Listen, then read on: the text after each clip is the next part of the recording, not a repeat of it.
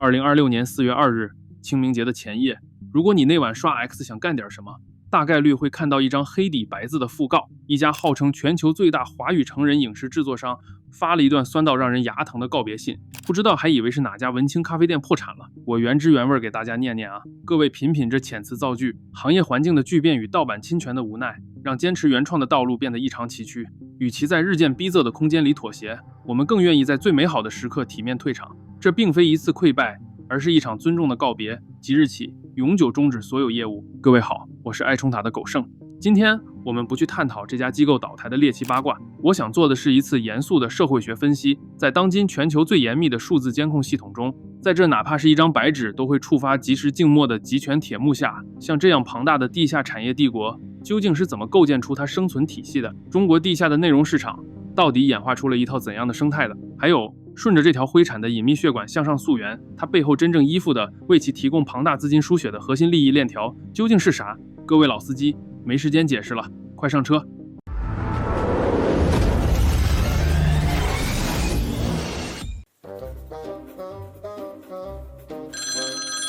李叔，啥事儿啊？我现在有点忙。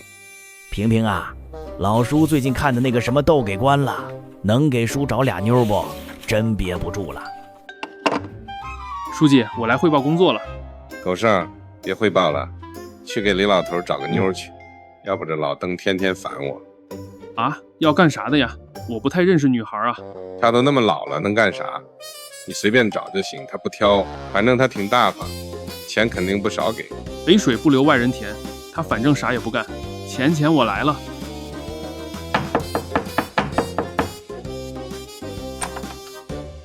你谁呀？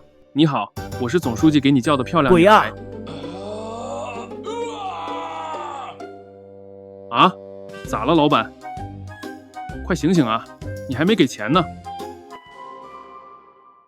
故事的起点叫做1024，也就是曹某社区。为啥是2006年？那是 Web 2.0 的黄金年代， BBS 论坛是中文互联网的主流社交形态，天涯、猫扑、百度贴吧都正处于鼎盛期。言论空间虽然在收窄，但防火长城远没有今天这么铜墙铁壁。那时候翻墙还只需要一个简单的网页代理就够了。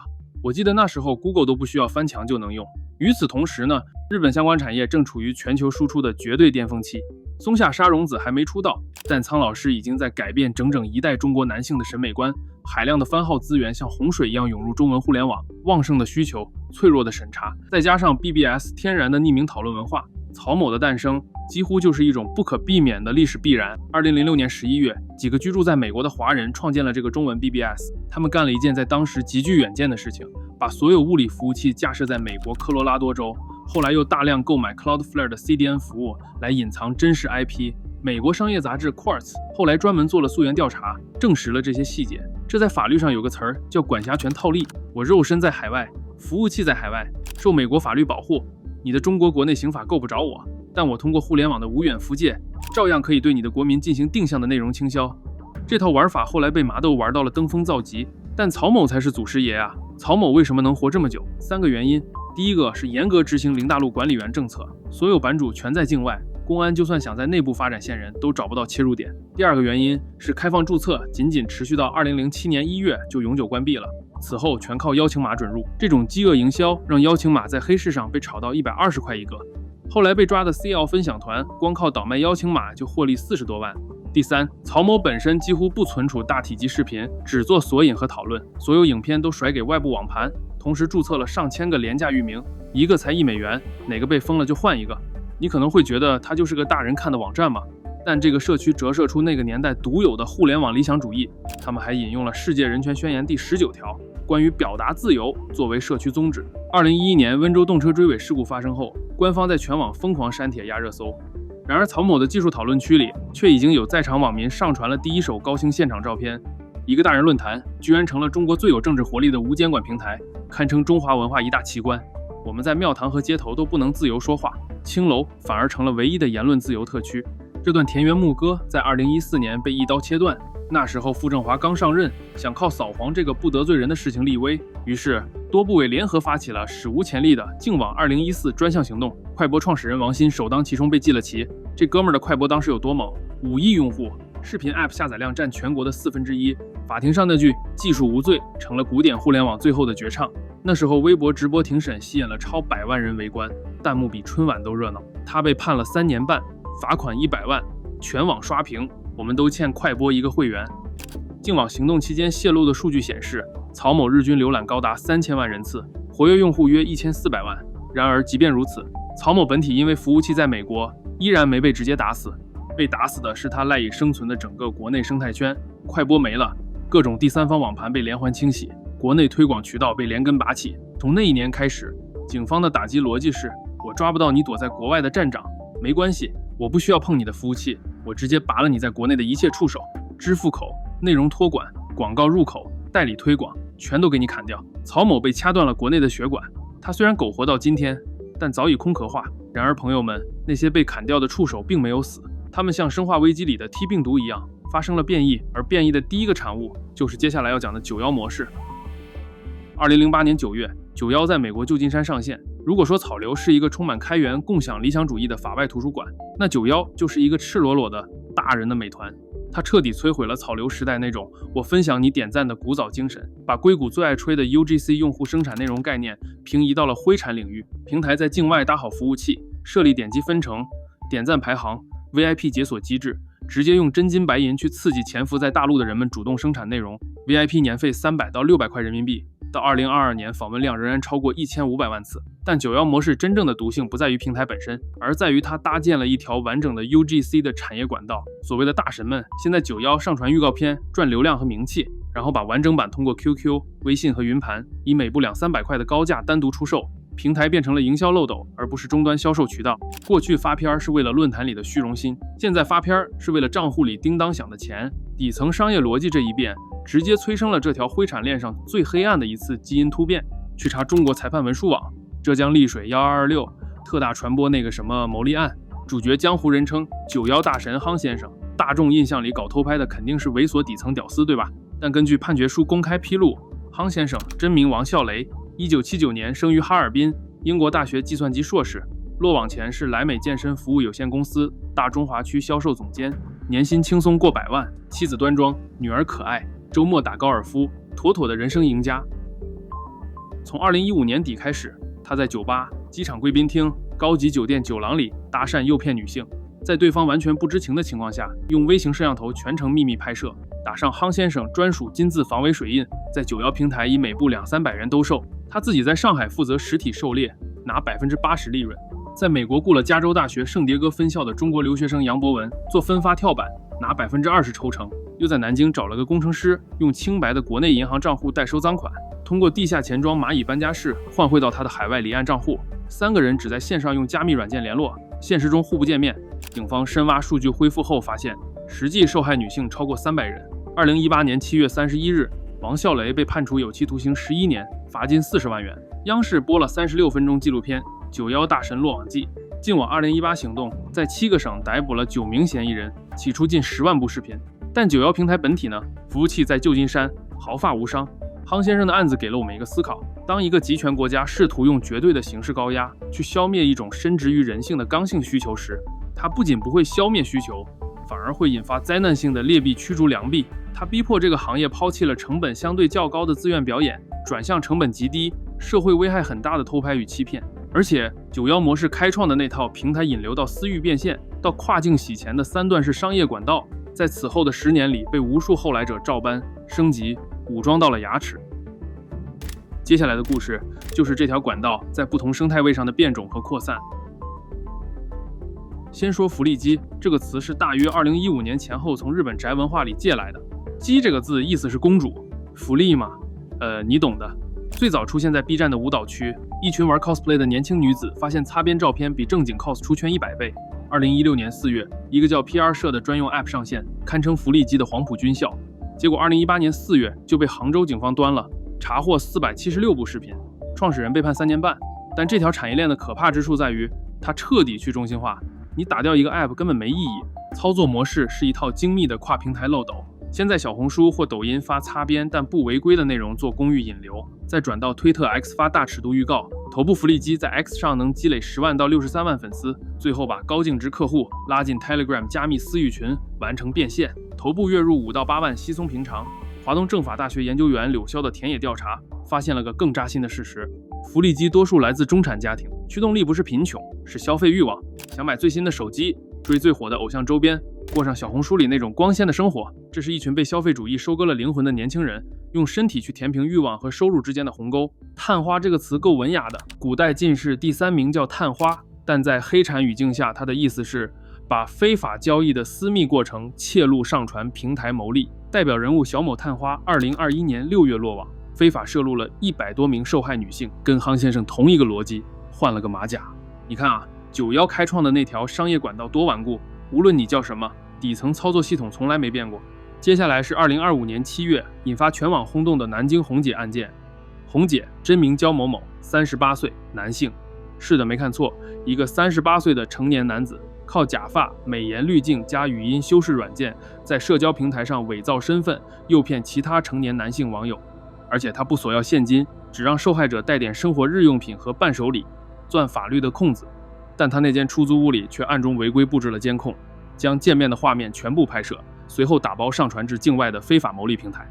该黑产链条隐蔽运营了大约3年，在91的散户丛林和福利机的去中心化生态同时疯长的时候，一个更庞大的野心浮出了水面。有人想把这门生意彻底工业化，这就是麻豆传媒登场的时刻。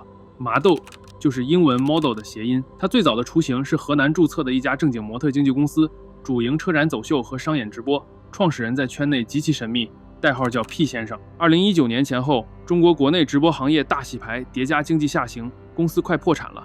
P 先生本来想走正道，找资本培养女团，拍网剧，但他绝望地发现，在横店连科班出身的演员都接不到戏，正规市场的内卷和严苛审查，让他这种草根资本根本无路可走。既然阳关道走不通， P 先生一咬牙，硬生生构建了一个3层结构。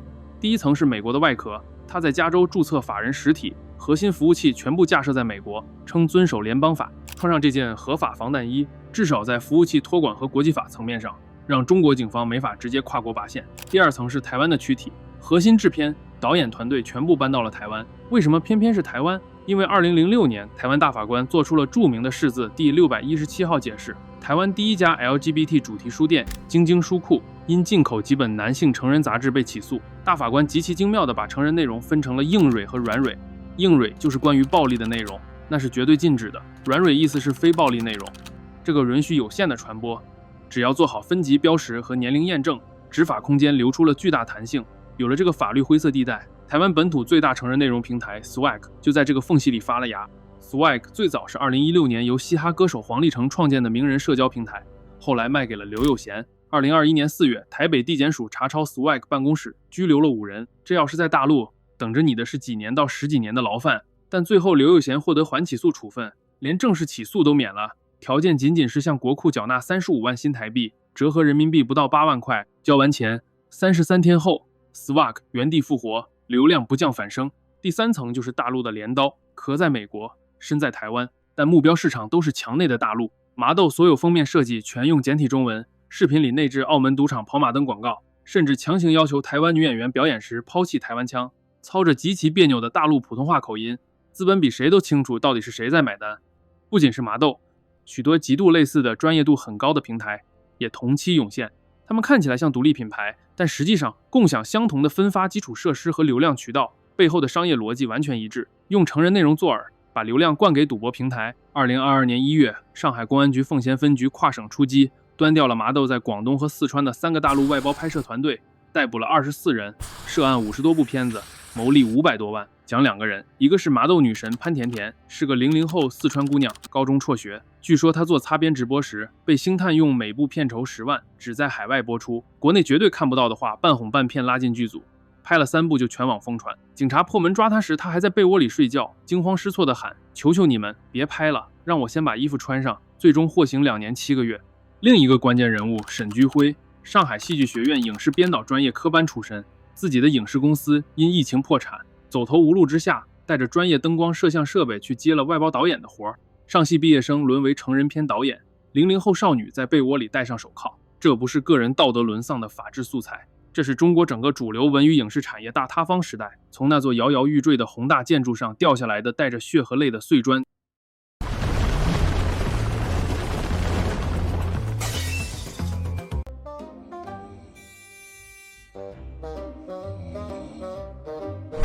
警察，开门！啊！卧槽！你们谁啊？我们抓获犯罪嫌疑人红姐后，看了查获的视频，里面有你的，和我们走一趟吧。不是，那么多人呢，你为啥就抓我啊？人家都是一个视频，你是一个文件夹。还有，你一般最后一下都喊一句口号，喊的是啥？好像是喊的总书记万岁。你有病吧？不抓你抓谁？人都有点小癖好嘛，再给我个机会，我下次不喊了。别逼逼，你还想有下次？麻豆在告别信里矫情地说，死因是盗版侵权与环境巨变。这话嘛，半真半假吧。先说盗版，在中国搞成人影视，你面临一个终极逻辑悖论，你本身就是非法的，所以不可能获得任何知识产权保护。花大价钱拍出的 4K 大片刚上线5分钟，就被专业倒卖党和爬虫瞬间扒走，免费分发到全网。前演员在平台倒闭后公开爆料，因为盗版极其猖獗，大陆用户付费意愿低得令人发指。巅峰时期的麻豆正版 VIP 订阅，年收入满打满算约2200万新台币，折合人民币大概500万。一家触达数千万用户的成人帝国，年正版营收才500万，这钱连工资都不够发。那他6年到底靠什么活着？答案是靠寄生在一个更庞大、更血腥的跨国犯罪网络上吸血。2025年10月14日，美国司法部正式起诉陈志，这个名字你应该熟悉。陈志，代号 Vincent，37岁，福建连江人，柬埔寨太子集团的实际控制人。司法部的起诉书把太子集团描述为亚洲最大的跨国犯罪组织之一，在柬埔寨运营至少10个强迫劳动诈骗园区，数千名被人口贩卖来的工人在里面从事加密货币杀猪盘诈骗。陈志据说吹嘘自己的运营每天赚3000万美元，一个园区里塞了1250部手机，控制着7.6万个社交媒体账号。与此同时，美国司法部发起了美国历史上最大规模的资产没收行动，查扣了约12.7万枚比特币，价值约150亿美元。2026年1月6日，陈志在柬埔寨被逮捕，并被引渡中国。麻豆的真正死因就藏在接下来这个时间线里。2026年4月1日，太子集团的另一核心人物汇旺集团主席李雄从金边被押解回国。4月2日，麻豆宣布永久关停，前后就差1天。台湾镜周刊早在2025年11月就独家报道了麻豆是太子集团控股的关联企业，整条闭环是这样运转的：电诈园区榨干受害者的血汗钱，掏出带血的黑钱，再投放赌博广告引流，赌客被引过去倾家荡产后产生的返佣再回流给平台。黄只是吸引流量的面子，赌博和电信诈骗才是真正的里子。现在呢，金主被连根拔起，资金链断裂，失去了东南亚诈骗集团的巨额输血，收不到被白嫖惯了的中国男性的会员费，内外双重绞杀之下，麻豆的宿主死了，他自己也就跟着休克了。讲到这儿，肯定有人要跳出来了，那你看人家欧美日本合法化了，不就没这么多黑产和剥削了吗？中国就是管太严了。朋友，真相可远没有那么单纯，让我带你绕地球转一圈，你就会发现这道题全世界没有任何一个国家真正答对了。先说日本，很多人以为日本片是完全合法的，这个不对。日本刑法第175条明确禁止传播这类影片，最高2年监禁加250万日元罚款。但同时，日本宪法第21条又禁止任何形式的审查。这个矛盾怎么解决的呢？靠一层薄薄的马赛克。那个大家熟悉的马赛克不是法律明文规定的，而是行业自律组织 NEVA 在每部片子上线前审查打码，打了码，执法部门就默认它不色了。整个日本的产业就建立在这样一个精心维护的法律虚构之上。大家都知道码后面是什么，但只要有码，法律就可以假装看不见。这套假装看不见的体系背后最黑暗的一面在2016年被掀开。人权组织 Human Rights Now 发表了一份报告，揭露了系统性的强迫拍摄问题。星探在元素新宿街头以模特工作为诱饵接近年轻人，逐步升级直至出演，受害者被威胁支付数百万日元违约金，被曝光给家人。经纪公司 Marks Japan 的社长村山典秀在2016年6月因强迫女性拍片被逮捕。NGO 组织 PAPS 仅2016年1年就接到了148例求助，而2年前这个数字只有29。日本国会的回应是2022年通过的出演被害防止救济法。新法规定，签约到拍摄必须间隔1个月，拍摄到发行必须间隔4个月，发行后1年内可以无条件撤回。拍摄过程中演员可以随时拒绝任何行为，零违约金。听起来很美，对吧？但这里就要说到一个很多人不知道的关键问题了。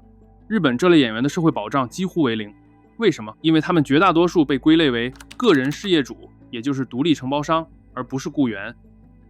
他们被排除在日本雇主提供的社会保险体系之外，没有后生年金，没有企业健康保险，没有雇佣保险，没有工伤保险，他们只能自己去区役所登记国民健康保险和国民年金，每个月自掏腰包交16000-7千日元。退役之后呢，日本没有任何针对成人演员的职业转型支援体系。PAPS 这个 NGO 几乎是日本唯一专门帮助产业受害者的组织。2022年咨询量暴增到1208件，工作人员里有网络工程师，专门帮演员做内容下架追踪。但一个民间 NGO 能做的终究有限。再看德国，2002年新立法把他们从有伤风化变成合法职业。理论上，这行工作者可以签劳动合同，享受全套社保、健康保险、养老金、失业保险、工伤保险全都有。听起来是全世界最进步的制度，对吧？结果呢，到2013年，全德国估计40万行业工作者里，只有44个人登记了社保。44个，你没看错。2017年又出了相关保护法，加了强制登记、年度健康咨询。据估计，仍有约90%的从业者没有登记。荷兰也差不多。2000年合法化之后，提供了3种就业模式：雇佣制、自雇，还有一种中间形态。法律上保障了选择和拒绝客户的权利，但实际上呢，银行经常拒绝给他们开户。学者研究的结论是，荷兰监管把工作者留在了一个夹缝里，义务和监控一样不少，但劳动权利的完整保障始终缺位。即便是全世界最先进的合法化模式，落到实处也是一地鸡毛。合法化解决的是法律地位问题，但它解决不了社会歧视问题，解决不了资本剥削问题，更解决不了一个从业者退出行业后，数字纹身如影随形的现实。你的脸会永远留在互联网上，任何人在任何时刻都可能认出你。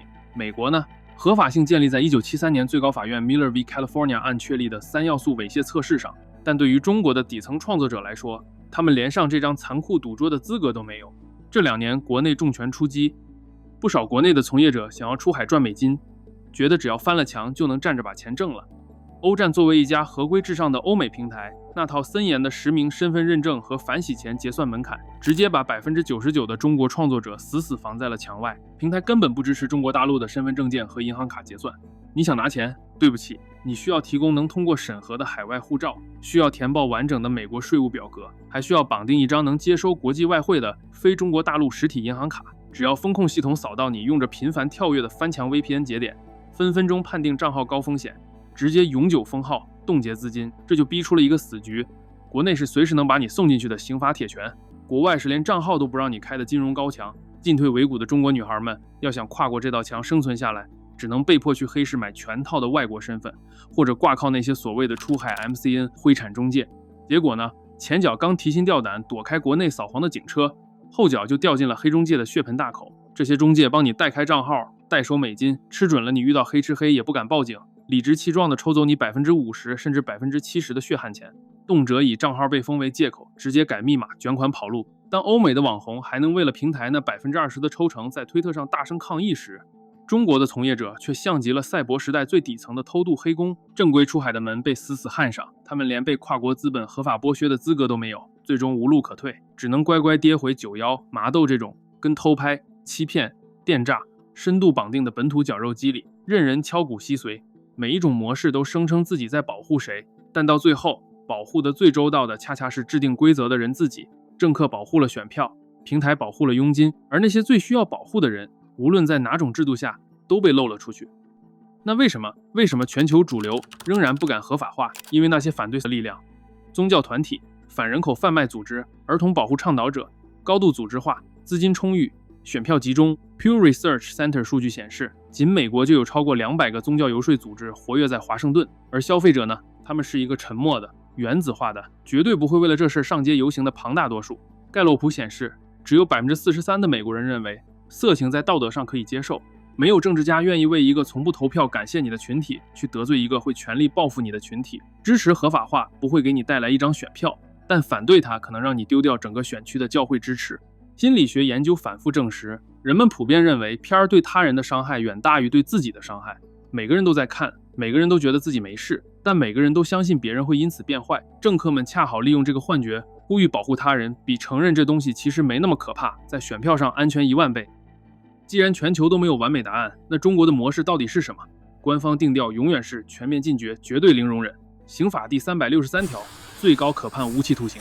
2024年扫黄打非行动，仅北京一地就查办了2807件案件，全国刑事案件加治安案件超过56万件。更狠的是，2025年12月起，中国修订后的《治安管理处罚法》第80条，明确把在私人聊天中转发纳入了处罚范围，10到15天拘留加最高5000元罚款。连你跟哥们儿在微信私聊里发个不可描述的表情包，理论上都够喝一壶的了，从公共传播一路管到了你的私聊窗口。但如果真的是绝对零容忍，中国不仅拥有世界上最强大的防火长城，更拥有全球最密集的天网监控系统和实名制追踪，连你在街头买把菜刀，在微信群发句牢骚，都能被精准定位后请去喝茶。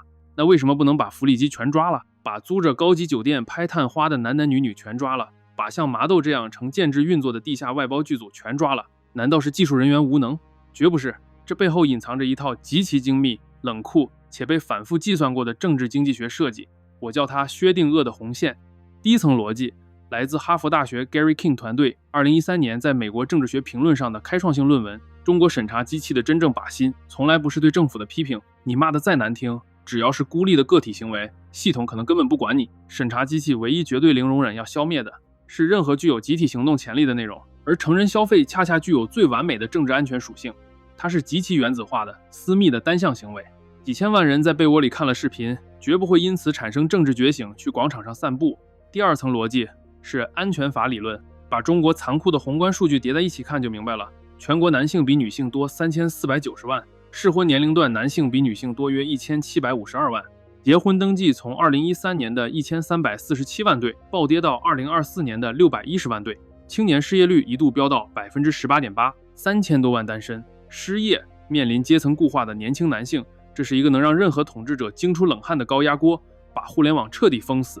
这股庞大的社会戾气往哪里撒？所以系统在精密的计算，故意在防火墙上留一道缝，让成人内容保持在一种名义上绝对违法，实际上费点劲翻个墙就能获取的灰度状态。它成了维稳成本最低的赛博安全阀。默许3000万光棍在深夜翻墙消耗掉精力，比让他们翻墙去看王志安、去串联维权安全1万倍。第三层逻辑才是最黑的，这种被刻意保留的灰度地带有着精密的政治用途。最高效的集权控制从来不是让所有人干干净净，而是让每个人身上都背着一个随时可以被激活的把柄。既然全国有数千万男性在网盘里存过片子，在微信群里求过番号，翻墙看过麻豆的预告，系统就拥有了一个容量无限的罪名库。只要系统想动你，不需要罗织什么复杂的政治罪名，依法查扣你的手机，挑出几部视频或者群里转发过的链接，就可以名正言顺地把你带走。不仅物理上让你消失，还在道德上彻底搞臭你。在人人皆可触达成人影片的移动互联网时代，顺我者昌，逆我者涉黄。只要防火墙上那道看片的缝隙还在，只要你忍不住去看了，去存了，你就在不知不觉中向老大哥交出了一份无限期的逮捕同意书。最高效的控制从来不是消灭所有的违规，而是保留在任何时刻选择性消灭任何一个违规者的绝对权利。不要去消灭罪恶，要垄断对罪恶的定义权和惩罚权。2026年4月2日，麻豆关了。但麻豆的故事不是一个孤立的犯罪案例，但它带了这个时代最尖锐的几组矛盾：国家主权与互联网无界性的冲突，绝对禁令与人性刚需的角力，自由和恶意之间那条模糊到几乎不存在的分界线。从曹某 BBS 到91大神，再到麻豆的 4K 流水线，从日本的马赛克妥协到美国的宪法拉锯，我们看到的是每一个社会在面对人性中最原始也最不体面的那部分欲望时所暴露出来的全部真相：他的恐惧，他的虚伪，他的无能，以及他对弱者系统性的漠视。日本选择了假装看不见，结果假装之下是系统性的强迫，没有社保的独立承包商身份和一退役就坠入社会边缘的数字纹身。韩国选择了全面禁止，结果禁止之下是 N 号房。德国选择了彻底合法化，结果40万从业者里44个人登记了社保。中国选择了薛定谔的红线，结果灰度之下是300多名被偷拍的女性，被窝里戴上手铐的00后女孩，收到2个海棠币就被判刑的耽美写手，和上戏毕业生被迫拍片的时代悲歌。审查从来不会杀死欲望，它只会杀死保护。禁令越严厉的地方，地下产业越凶残，受害者越脆弱，而真正的获益者，赌场老板、诈骗集团、地下钱庄，反而活得越滋润，因为黑暗恰恰是他们最好的营商环境。如果你连承认一个问题存在的勇气都没有，你就永远无法解决它。而如果你唯一的解决方案是假装它不存在，那么你不是在治病，你是在把病人推进黑屋子里，关上门，然后向全世界宣布，我们这里没有病人。这一期就到这儿了，我是张狗剩，我们下期见。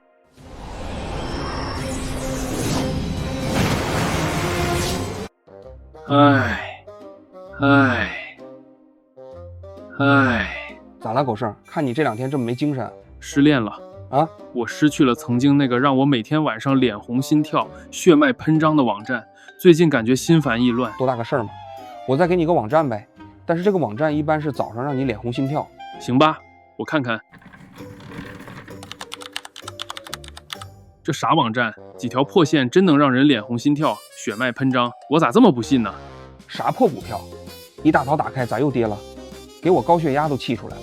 王局给的啥网站啊？也没感觉脸红心跳啊？啥时候才开始播片啊？